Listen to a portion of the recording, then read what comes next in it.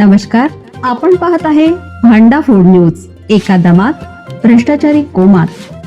Social media, कर्जबाजारी, गुन्हेगारी, सट्टेबाजी, चोरी, मटका, जुगार, दारू, सावकारशाही, न्यायाच्या प्रतीक्षेत प्रशासन. भांडा फूड न्यूज. एका दमात भ्रष्टाचारी कोमात. जायकवाडीतून झेपावले पाणी. धरणाचे 18 दरवाजे उघडून गोदापात्रात विसर्ग सुरू. जून अखेर केवळ 28% साठा असलेल्या जायकवाडी नाथसागर धरणाला नाशिक जिल्ह्यात झालेल्या जोरदार पावसामुळे दिलासा मिळाला.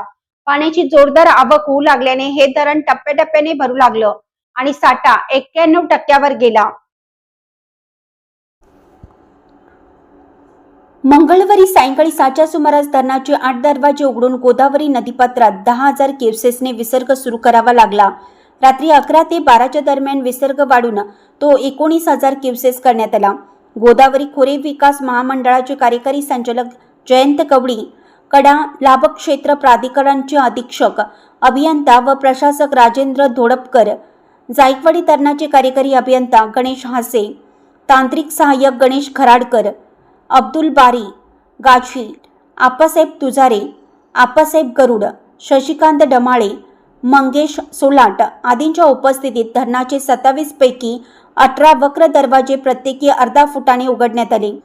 धरणात होणाऱ्या पाण्याच्या आवकनुसार विसर्गात आवश्यकतेनुसार वाढ अथवा घट केली जाऊ शकते.